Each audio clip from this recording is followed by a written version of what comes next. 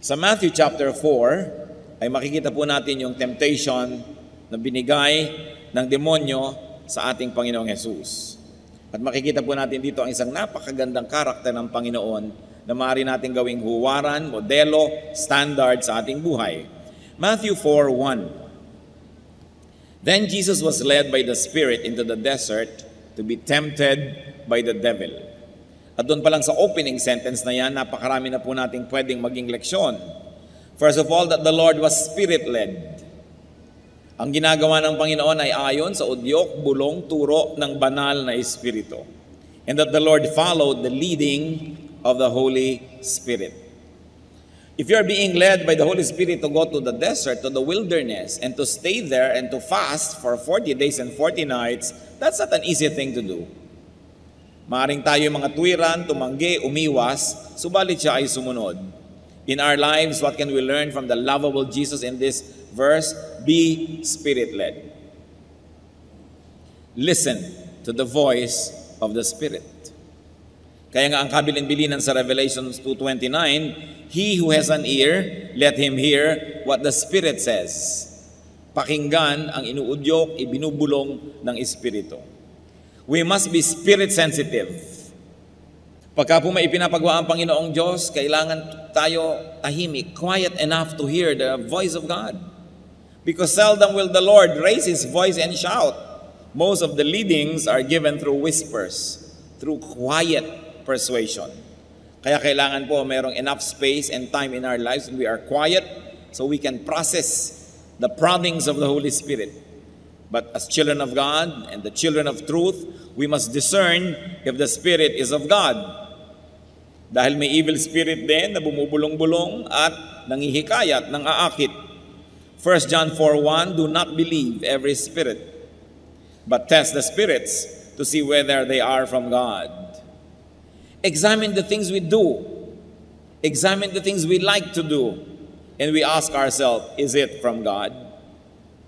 Kung may nakasakit ng inyong damdamin at gusto nyong saktan din, itatanong nyo lang sa sarili nyo, is this leading from God? Kung gusto nating gumante, is this from God? Na-offend tayo, meron tayong gustong gawing retaliation, is this from God? Makinig lang po tayo sa Espiritu ng Diyos, tayo makaiiwas na sa napakaraming mga pagkakamali at sa napakaraming mga sakit sa buhay. How do you do that? How do we discern? How do we develop discernment? If the Spirit is from God or not, immerse yourself in God's Word. Kailangan babad tayo sa salita ng Diyos, babad tayo sa panalangin, at babad tayo sa impluensyang makadiyos. Nagkakaroon tayo ng napaka-sensitive spirit that we will discern if the Spirit is from God or not. Because it is the Word of God that will confirm or deny the source of a message.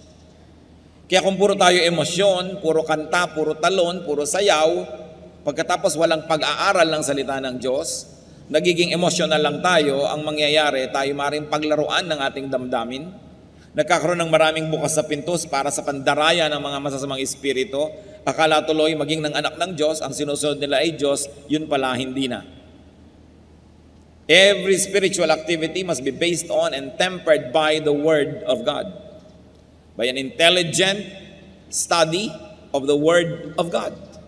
Hindi puro emosyon. So be led by God's Spirit, not by a bad spirit. Ituloy po natin ang pagbabasa ng chapter 4 ng Matthew, this time verses 2 to 4. After fasting 40 days and 40 nights, he was hungry. The tempter came to him and said, if you are the Son of God, tell these stones to become bread. Jesus answered, it is written, man does not live on bread alone, but on every word that comes from the mouth of God. So the Lord transcended his physical need and want and condition and resisted the temptation of food. Sa biglang tingin, ano ba naman ang masama na yung bato ay gawin nga niyang tinapay, gutom siya. Pero what would have happened? Mahuhulog siya sa patibong ni Satanas. He would play the game by the rules of Satan. At hindi siya nadaya. Para hindi po tayo madaya, we can learn from the Lord Jesus. Transcend your physical, your present, your temporary situation. Yung atin pong panandali ang mga hirap, gutom, pangamba, pagdurusa, lungkot, huwag nating payagan yan na maging entry point ng pandaraya ni Satanas. Nothing is forever, not even sorrow, not even discomfort, not even problems. Pero pagka tayo nawawala ng pag-asa, yun ang mahirap. Kasi pag wala na tayong pag-asa, humihiram na tayo kay Satanas ng mga pamamaraan para malutas ang ating kalagayan. Pero kung meron tayong inaasahan, alam nating kailangan ay magpakatatag ako, mananatili ako sa tama, sa makadiyos, matatapos din ito dahil may inaasahan ako na wakas nito. And Jesus is our hope. No matter how difficult the situation, do not receive anything from the devil, though it might be what you need. And very especially, though it might be what you want. Do not receive money or fame or glory or pleasure from Satan, though you may want it. Because God wants you well, God wants you prosperous, God wants you all right. May panahon, dapat lang lampasan natin yung mga pagsubok, dapat nating lampasan yung mga panandali, ang mga hirap, at sa dulo no, nandun ang mga kamay ng Panginoong nakaabang para tayo yakapin at tayo'y tanggapin. Huwag tatanggap ng anuman kay Satan. Meron tayong pangangailangan, si Satan ang nag-aalok na ibigay ito, huwag tanggapin. Sapagkat si Satanas ay hindi mabuti, hindi siya nagbibigay. Pagka meron niyang parang ibinigay, ang laki ng bawi. John 10:10, the Lord said, the thief, referring to Satan, comes only to steal and kill and destroy. Wala siyang ibinibigay na mabuti. Pero syempre, ang ibibigay niyang lason, sugar-coated. Ang ibibigay niyang kasinungalingan will come dressed as truth. So be very discerning and do not be swayed by your temporary need to the point that you will hurt your eternity. So, tinukso ni Satanas ang Panginoon. Kung Diyos ka talaga, kung ikaw talaga yung akala mo at sinasabi mong ikaw, ba't di ka maghimala? Gawin mong tinapay ang mga bato. But the Lord responded to the situation, to the issue, to the offer with a verse. Sabi niya, man does not live by bread alone. Hindi siya nakipagtalo. Ang isinagot niya, salita ng Diyos, nakasulat sa Biblia, kaya hindi pwedeng makipagtalo si Satanas. Pwede lang makipagtalo si Satanas sa sarili nating karunungan, sa sarili nating pangangatwiran. But when you quote the Word of God is powerful, that Satan has no choice but to submit to it. Psalm 119:42, I will answer the one who taunts me, for I trust in your word. And the answer is God's word. What can be learned, brother and sister? Respond with a verse. When people taunt you, when people give you temptation, pag ginagalit ka ng tao, tinutokso ka ng tao, ang sagot mo, verse. Sabihin mo man sa kanya yon o sa loob-loob mo lang, ang mahalaga, verse. That's why it's important to memorize verses. We should memorize the Word of God. Tiyakin nyo lamang po na ang inyong interpretation at application ay hindi self-serving. Kasi meron naman talaga nagko-quote ng verse pero baluktot para lamang palakasin ang kanyang depensa, para lamang magmatigas sa kanyang gustong sabihin at gawin. Pero ang sabi ng Psalm 119, verse 11, I have hidden your word in my heart, that I might not sin against you. At kung sa puso nakatanim ang salita ng Diyos, paano mag-uugat doon ng kasalanan? May naunang nakatanim. Kung sa utak natin, sa ating isip, ay nandun na ang salita ng Diyos, naunahan na niya yung masama, paano pa makapaghahari ang masama doon? Meron ng nakalagay na nakabutihan doon. Kaya ang mahalaga, alamin, isaulo ang salita ng Diyos. So, no argument, the devil dropped the issue and just opened another issue. Matthew 4:5-7. Then the devil took him into the holy city and had him stand on the highest point of the temple. If you are the Son of God, he said, throw yourself down, for it is written, He will command His angels concerning you, and they will lift you up in their hands, so that you will not strike your foot against a stone. Jesus answered him, It is also written, Do not put the Lord your God to the test. Ang temple po sa Israel ay nasa isang gilid ng syudad. May 4 na pader, 4 na dingding na makapal at mataas ang syudad. Doon sa isang sulok noon, sa isang gilid, nandun ang temple. At doon sa gilid na yon, napakataas ng bangin. Doon sa ibang mga side, pwede kayong lumabas ng wall at maglakad patungo sa iba't ibang direksyon. Pero itong side where the temple is, or where the temple was, ang gilid niya bangin na napakalalim na. Kaya pagka nahulog kayo mula sa templo, napakalalim na inyong kahuhulugan.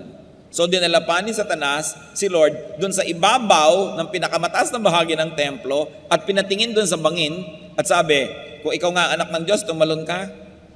Di ba? Sabi sa Biblia, eto, nagkukot na sa Biblia si Satanas. Kaya hindi lahat ng nagkukot sa Biblia ay galing sa Diyos. Tatandaan nyo yan. Dahil mali ang paggamit ng quotation. Sabi sa Biblia ay hindi ka papabayaan ng langit, sasaluhin ka ng mga anghel, ni hindi sasayad sa mga bato ang iyong paa. O talon na, patunayan mo kung sino ka. At ang sabi ng Panginoon, do not put the Lord your God to the test. It is also written. Nag-quote na naman ang Panginoon sa Biblia. So the Lord did not walk into a trap. The Lord did not call the dare. The Lord did not prove Himself. And the Lord did not allow Himself to be measured by Satan's standards. Napakarami po sa mga tao ang dapat matuto dito dahil marami tayong pinapasok na gulo dahil lang tayo natutuksong patunayan kung sino nga tayo. O kung talagang matapang ka, kung maunang manuntok, o kung talagang magaling ka, gawin mo ito. Kung talagang matibay ang dibdib mo, itong unahin mong gawin. Kaya tuloy nagkakagulo ang mundo. Pero sabi ni Lord, it is also written, huwag mong bibigyan ng ganitong uri ng mga test ang iyong Diyos. Huwag po tayo mga kapatid papasok sa mga tukso, sa mga trap. Pag pinuprove na kung sino ka, kuminsan yung mga ibang younger people, ipoprove nila na magaling sila, mahusay sila. So anong gagawin nila? Magre-rebellion, gagawa sila ng sarili nila mga kingdom. Pero may pinuprove lang sila na magaling ako, kaya ko rin yan. But it's a trap. Because anything that is not done from a pure motive could only be the prodding of evil spirits. Sapagkat motibo ang tinitingnan sa atin ng Diyos sa ating ginagawa. Psalm 141 verse 9, keep me from the snares they have laid for me, from the trap set by evildoers. Iiwas niyo po ako sa mga patibong, sa mga bitag. So keep me from friends and family, keep me from myself, na nagiging dahilan para ako hindi makapag-isip ng mabuti dahil kakampihan ako agad, uudyukan ako agad, na patunayan kung sino ako, na magaling ako. Ito po ay mga patibong. Avoid traps.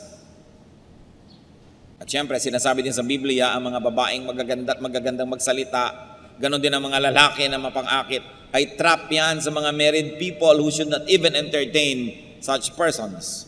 They are traps. Oras na pumasok ka, hindi mo alam, bitag pala, ang hirap ng lumabas. Marami pong mga traps, mga kapatid. Kung minsan yung pagsisikap, sisikapin kong maging best engineer, sisikapin kong maging best accountant, o sisikapin ko na maging best pastor, sisikapin ko na maging magkaroon ng ganitong ministry at papalaguin ko. Kung minsan hindi naman pure lagi ang motive. Dahil lang may inggit sa kapwa, dahil may gustong patunayan o gustong makipagkompetisyon.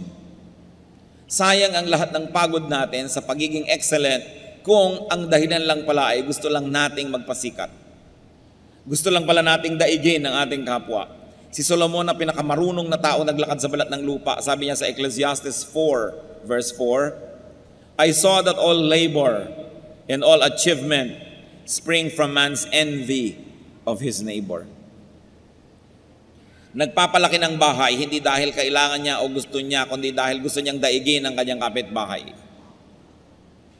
Estudyante, pinipilit ng magulang, taasan ng grade, taasan ng grade, taasan ng grade. Hindi lang talaga para matuto, para madaig pala ang mga kaeskwela. Husayan mo ang isang bagay. Kaya ganyan na rin siguro yung mga kumisan ay walang kabuluhan na nagpapalagay sa Guinness Book of Records.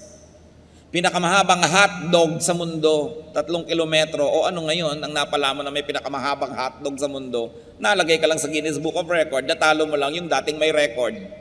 Pinakamalaking salad, isang buong plaza salad. Sino ngayon ang kakain nito?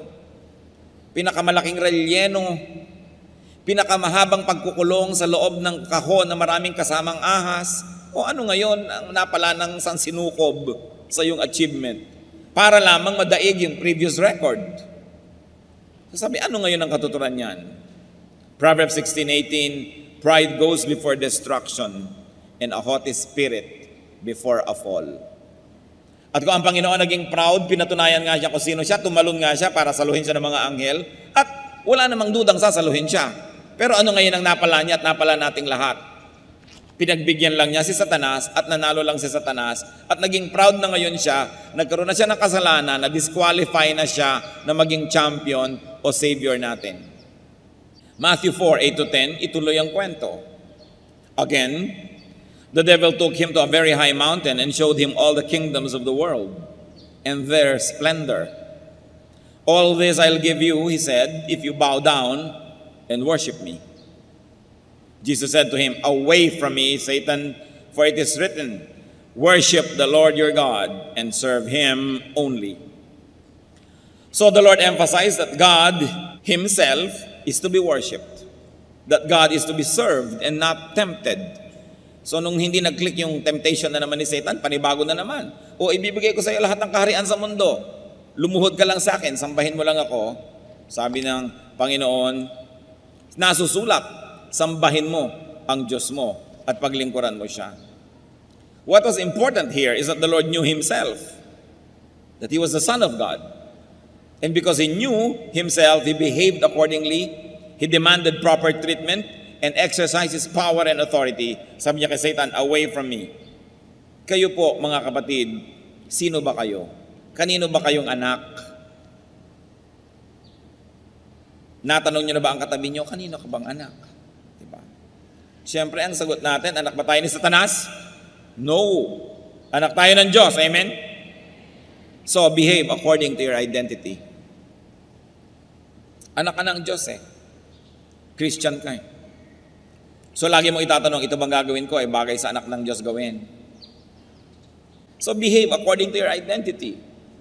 Kristiyano ako, dapat ba ako nagpapakalat-kalat sa kalsada ng ganitong oras ng gabi? Kristiyano ako, dapat ba ako pumupunta sa mga nightclub, sa mga bar at kung ano-ano pa? Kristiyano ako, dapat ba akong nakikita sa ganitong uri ng mga sitwasyon? Behave according to your identity. Because the Lord said, worship the Lord your God. Huwag mo kong ganyanin, huwag mo kong tuksuhin, lumagay ka sa lugar. And Ephesians 4:1 says, I urge you to live a life worthy of the calling you have received. And the Lord calls us to holiness. The Lord calls us to glory and to eternity. Respect yourself. And automatically others and Satan will respect you. Kailangan igalang natin ang ating sarili. So Matthew 4:11, then the devil left him and angels came and attended him. Sumuko na si Satanas, matapos ang sunod-sunod na tukso, hindi siya pinatulan, ang isinagot lang lagi, Word of God. Walang labis, walang kulang. So the devil gave up and obeyed. And interestingly, angels affirmed Jesus' stand and position and served him after the test, not during. Not during. Hindi po natin tinutulungan ang sino man during the test. Hindi katulad ng nangyayari ko minsan sa LTC, nag-a-apply ka para sa lisensya o para sa renewal, tinuturuan ka na ng mga clerk ng sagot sa kaunting halaga at pabuya. Ano ang bunga? Mga tsuper natin na hindi marunong magbasa ng traffic signs, mga tsuper na hindi alam ang road etiquette, mga tsuper na talagang nakahambalang, nakakalat at napakalaking disgrasya sa kalsada. Kasi habang nagte-test, tinutulungan. Yung iba nga before the test, tinutulungan pa. Nakita niyo po yung mga anghel kung kailan sila nag-minister sa Panginoon after the test. Tayo man, kung dumadaan tayo sa pagsubok, angels will minister to us after the test. Not during. You have to pass it yourself. At ang nakatutuwa nito, at nakaliligaya at nakapagbibigay ng ginhawa, sabi sa Biblia, hindi tayo bibigyan ng pagsubok na di natin kaya. Sukat tayo ng Diyos. At ang pinapayagan lang niyang pagsubok na dadating sa ating buhay, yung nasukat na rin niya at alam niyang kaya nating ipasa. Kaya huwag kayong magsasabing napakahirap ng pagsubok, di ko kaya. Para niyo nang sinabing hindi marunong magkalkula ang Diyos, hindi siya marunong sumukat o bumilang. Sinabi na sa Biblia, hindi ka bibigyan ng pagsubok na di mo kaya. Kaya kapatid, kayanin mo, pass it. And the angels will be there at the end of the road to minister to you. Yung mga dinaanan ng Panginoon na daan, doon din niya tayo pinasusunod. Kaya yung mga nangyari sa Kanya, hindi malayong mangyari sa atin. Kaya lang, dapat nating gawin ang ginawa niya. Dapat siya ang ating modelo. The love of the Lord obeyed the leading of the Spirit. Transcended physical and temporary needs. The love of the Lord knew His identity. Behave according to that identity. And the Lord taught Satan to treat him according to that identity. Ano po bang identity nyo? Kayo'y husband? Behave as a husband of one wife. Nagkakagulo when you do not behave according to your identity. You are a wife, behave as a wife. You are a son, a daughter, behave as a son or a daughter. You are a brother or a sister, behave as a brother or a sister. You are a father or a mother, behave as a father. Ano bang ibig sabihin nun? Father ka, pagkatapos magkakaroon ka ng kulasisi, magkakaroon ka ng mga relasyon sa iba, nasisira ang relasyon ng asawa, na ninyong mag-asawa, nasisira ang relasyon ninyong buong pamilya, napapahamak ang iyong anak, behave as a father. If only you know who you are and don't forget it, you behave as you are. Tulad natin, Pilipino o Pilipino ka, how are you expected to behave? Dapat malang tangkilikin mo ang mga product ng sarili mong lahi, ng sarili mong bayan. Dapat malang ibigin mo ang iyong bayan. Huwag mong kalatan ng mga ilog. Huwag kang dumagdag sa problema ng bayan, kundi solve the problems of the nation because you are a Filipino. Kung Filipino Christian ka, anong dapat na behavior mo? Marami po talagang tao nawawala sa sarili, kaya nagugulo ang buhay. May asawa na, nag-entertain pa ng iba, kahit man lang sa isip. Behave according to your identity. Hindi mo na dapat ina-entertain yan. Masaya ka man o hindi. Kung malungkot ka, di malungkot ka, magtiyaga ka. Pero hindi mo dapat nasirain yung image mo kung ano ka. And remember, we were created in God's image. We are God's workmanship to do good works. And you are a Christian. Kung Kristiyano ka, anong yung identity? Bagay ba sa bibig ng Kristiyano ang nagchichismis? Bagay ba sa Kristiyano yung rebellious sa kanyang spiritual authority? Bagay ba sa Kristiyano yung namimintas? Bagay ba sa Kristiyano yung kung sino ang kumupkup sa'yo, nag-alaga sa'yo, nagpakain sa'yo, bigla mong tutuklawin? At pagkatapos, pagsasalitaan mo ng masasakit at masasama para lang magmukha kang mabuti at martir, kaawaan at tulungan ng iba? Bagay ba yon sa bibig ng Kristiyano? Bagay ba sa mga Kristiyano na nagsusuporta sa mali? Kung tayo lang po lalagay sa lugar, aayos ang ating buhay. Teacher ka, bagay ba sa teacher ang hindi nagtuturo, hindi naghahanda ng lesson plan? Estudyante ka, bagay ba sa estudyante hindi nag-aaral? The Lord did not forget who He was. Sabi niya kay Satan, worship the Lord your God. Lumagay ka sa lugar. So the lovable Lord kept His argumentations with the devil to the minimum. Few words and to the Word of God. For our benefit. And thank God, He knew how to suspend pleasure and comfort, relief and satisfaction. Many people are deceived and trapped when they seek immediate pleasures. Hindi makapaghintay, minamadali ang panahon. Assistant pa lang, hindi maghintay, gusto agad siya ang maging top person. Tinetrain pa lang, hindi makapaghintay, gusto agad agawin ng kapangyarihan. Dapat ang tao marunong maghintay. And especially to deny ourselves instant gratification if in the long run it would be disastrous. Hebrews 11:24 to 25. By faith, Moses chose to be mistreated along with the people of God rather than to enjoy the pleasures of sin for a short time. Isipin po ninyo, prinsipe na ang status ni Moses sa Egypt, the most powerful empire of the world. And yet, because he knew who he was, that he was a Hebrew, he belonged to the nation of God, he denounced his Egyptian identity, his royal status, and rather chose to be among the slaves who were the Hebrew people. Pinili niya na dumaan doon sa mahirap kasi yun ang tama. Nabuhay siya dahil siya ay naging totoo sa kanyang sarili. And even the Lord resisted temptation, stood His ground. The Lord suffered so as to be our champion, our Savior. Ano po ba yung mga champion na yan? Nung araw, halimbawa, may giyera, pangkat A, pangkat B, para maiwasan na lang na dumanak ang sobrang daming dugo, pipili na lang ang pangkat A ng kanyang champion. Yung pangkat B, champion. Yung dalawa ang maglalabanan. Pag natalo yung champion ng pangkat A, talo na yung buong pangkat A. Yan ang hinamon ni Goliath sa Israel. Sabi niya, ako ang kampiyon ng mga Philistines. Humanap kayo ng kampiyon nyo, kami na lang ang maglalabanan. Kung natalo ako, talo na yung buong army namin. Huwag na nating lipulin ang lahat. May champion ka. Nakita niyo po, pag may champion tayo, ang binibining Pilipinas, yun ang champion ng Pilipinas, ilalaban mo sa Miss Universe. Pag natalo siya, talo na yung buong Pilipinas. Pag nanalo siya, panalo na yung buong Pilipinas. Pag may basketball team tayo, sila yung ating champion. Pagka meron tayong representative, sila yung ating champion. So, si Lord, siya ang ating champion. Lumaban siya para sa atin. Hindi na tayo ang inisinuong sa giyera with Satan. Hindi na tayo ang ipinapako sa krus. Hindi na tayo ang hinagupit. Hindi na tayo ang dumaan sa kutakot-takot na hirap. Siya na. Pero kung hindi niya yun pinasa, talo tayong lahat.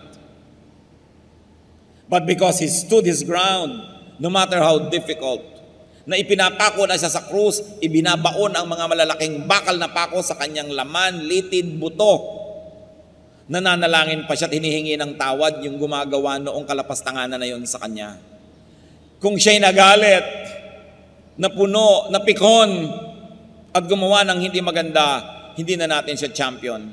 Kasi ang champion na kailangan natin para mahugasan ang ating kasalanan ay yung walang kasalanan. Ang kailangan nating champion para tayo luminis ay yung may malinis na dugo. Tiniis niya ang lahat so that He will remain to be our champion. And thank Jesus because He is our victorious champion.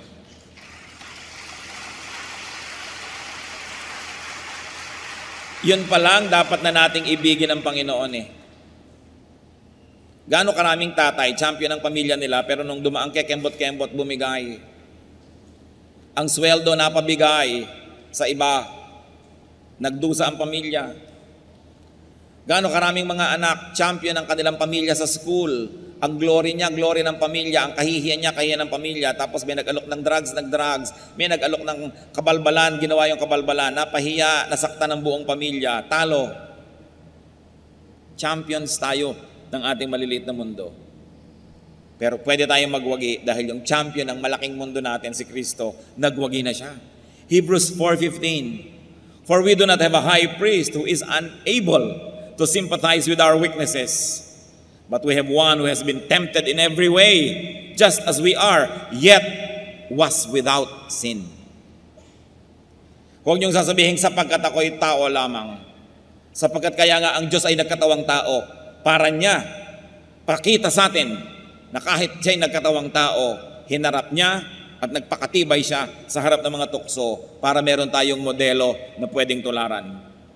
1 Corinthians 15:57, thanks be to God, He gives us the victory through our Lord Jesus Christ. Hindi pagkatalo, hindi kahihiyan ang dinala sa atin ng Panginoong Yesus.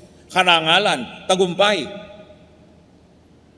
So when tempted, remember, learn from, and be like Jesus. Siya ang alalahanin. And remember this, you are and you can be someone's champion. I remember another line from the poetry of J.D. Drilon Jr. Alam niyo po yung tula ni J.D. Drilon Jr., one word per line, walang mga tuldok, walang mga comma, walang punctuation marks. At ito inspirasyon, yung ideya nung siya po ay isang sundalo, padala ng Pilipinas sa Korea. Nung araw, tinulungan lang natin yung Korea. Ayan, nalampasan na tayo dahil sila ay makabayan. Meron silang digmaan, nagpadala ang Pilipinas sa mga hukubo, napadala doon si J.D. Drilon Jr. At nung nasa loob siya ng foxhole, nakikipagbarilan doon sa mga ibang kalaban sa kabilang foxhole, sabi niya, we are at war because elsewhere, our leaders failed to make the peace. Yon. Nandito tayo sa foxhole na to, namamatay at pumapatay, nakikidigma, nahihirapan, Kasi ang mga champion natin, yung mga leaders na nag-usap, na bigo, na mag-usap ng mabuti, nagyera silang dalawang leader, tamay tayong lahat. Sa pagkakamali ng isang leader, nadadamay ang isang buong bansa. Sa pagkakamali ng isang religious leader, nadadamay ang buong kongregasyon. Sa pagkakamali ng isang ama o ina, nadadamay ang buong pamilya. Ganon din sa anak. We are at war because elsewhere our leaders failed to make the peace. But whenever we can be victorious, we can say we are victorious because our leader, our champion, Jesus, was able to make the peace. And therefore we are at peace with God through the Lord Jesus Christ. Kaya dapat natin siyang mahalin at pasalamatan. Dapat siya talagang itanghal. Kung hindi lang nga questionable yung igawa siya ng monumento, siya ang dapat igawa talaga. Dahil siya ang tunay nating bayani. Siya ang tunay na tagapagligtas. Dahil nanalo siya, pwede tayong manalo. At dahil tinanggap na niya lahat ng parusa, pwede na tayong hindi parusahan. When people are not able to do what is right, people under them are dragged into suffering. So you are and you can be someone's champion. Do not fall, if only for the sake of others. Dahil marami tayong dadalhin pag tayo'y bumagsak. Thank and love Jesus. Nauna na siya sa paggawa ng mabuti. 1 John 4:19, we love because He first loved us. Nauna na tayong minahal ng Diyos, dapat tayong makipagmahalan sa Kanya. At itong dapat nating i-develop, I don't know how you will do it in a personal way, but develop a personal love affair with Jesus. Isang personal, maganda, masarap na relasyon. At salamat na lang dahil nanalo na siya. Huwag kayong malungkot. Huwag kayong magluksa. Huwag kayong matakot. Revelation 5:5, do not weep. See, the Lion of the tribe of Judah, the Root of David, has triumphed. Nagwagi na. At lahat tayo nakinabang at nakikinabang dahil sa kabutihan ni Jesus. Dahil siya ang ating champion. 2 Corinthians 5:21, God made Him who had no sin to be sin for us, so that in Him we might become the righteousness of God. Christian, love your hero. Love your champion. Love your Savior. At paano natin masusuklian ang kabutihan ng Panginoon bilang champion natin? Be a champion to someone. Fight a good fight for the sake of those who believe in you. For the sake of those who trust you. For the sake of those who rely on you. At mas marami tayong taong pinamumunuan o nasasakupan, mas malaking ating pananagutan. Jesus is our champion. At ang sabi sa Bible, I can do all things through Christ who gives me strength. Ano po ba ang ating mga hinaharap na mga temptation? Anong mga kahinaan? Pinanghihinaan ba kayo ng loob? Huwag niyong lilimutin kung sino si Jesus at kung sino kayo. Na tayo ay anak ng Diyos. Tayo ang tagapagmana ng Diyos. We should behave accordingly. Huwag nating lilimutin, lalo sa mga panahon ng hirap. Huwag tayong bibigay. Huwag nating lilimutin, hindi bagay sa aking sumuko. Si Jesus, nung binibigyan ng pagsubok, ay hindi sumuko. Hindi ako dapat sumuko. Nauna na siya. Hindi ako ang pioneer. Hindi ako ang iimbento o hahanap ng mga sandata o lunas. Nagawa na lahat ni Jesus. Susundan ko na lang ang kanyang mga yapak. Maninindigan ako sa tama. Panginoong Diyos, kami nananalangin sa sandaling ito. Tunghayan mo po kaming lahat, ang mga personal na buhay ng bawat isa. Alam niyo, Panginoon, ang mga dinaranas ng iyong mga anak ng mga pagsubok. Alam niyo po, ang dinadaanan na hirap. Alam niyo po, Panginoon, na napakadaling matukso kung ililipat namin ang aming paningin doon sa iniaalok ng kalaban. Turuan niyo po kami, Panginoon, na manindigan. Turuan niyo kaming tularan kayo as our champion. Lalong-lalo sa mga anak mong nakikinig na yung salita, na sa kanilang pagbagsak ay maraming madadamay. Ituro mo sa aming maging matatag. Ituro mo sa aming manindigan. At huwag lilimutin kung sino kami, anak niyo, na hindi kami bagay gumawa ng mga hindi nararapat sa iyong mga anak. Diyos sa langit, aming Ama, kayo na pinagmumulan ng lahat ng habag, lahat ng kapangyarihan. Nagpapakumbaba kami at kinikilala na kailangan namin kayo. Kayo ang nakakaalam ng kalagayan ng bawat isang humaharap ng mga pagsubok, mga humaharap ng mga hirap, humaharap ng mga bagay na parang hindi kakayanin at talagang hindi kaya kung aasa lang sa sarili. Subalit, Panginoong Jesus, nauna na kayo sa daan na ito. Natawid nyo na ang lahat ng dapat tawirin. Naranasan nyo na ang lahat ng dapat danasin at dinaranas ng iyong mga anak ngayon. Ama, sa pagpapakumbaba na iyong mga anak at ayon sa iyong kapangyarihan at pangako, humihingi ang iyong lingkod. Pagkalooban mo ng himala. Pagkalooban mo, Panginoon, ng kapangyarihan. Pagkalooban mo ng linaw ng isip, tibay ng loob, tapang ng dibdib. At bigyan mo rin ng malakas na katawan na magiging tahanan ng iyong espiritu upang sa ganon makidigma sa masama, manindigan to live victoriously. Salamat, Panginoon, sa iyong mga pangako. Salamat sa iyong salita. Kayo na nakababatid ng bawat detalye ng aming buhay, pagkalooban nyo ng iyong kapangyarihan ngayon ang iyong mga anak. Puspusin mo ng iyong karunungan, ng iyong kabanalan, ng iyong kapangyarihan. Mapagtagumpayan at matawid ang mga tukso, ang mga pagsubok na ngayon ay hinaharap. By your power, O Lord Jesus, because of your blood and because of your name, empower your people who recognize you and recognize their own weakness before you. Empower them, O God, to be champions in their own rights because you are our Lord and you are our champion. People of God, receive from the Lord Jesus what you are asking for and thank Him because when you ask, you receive if you ask in faith.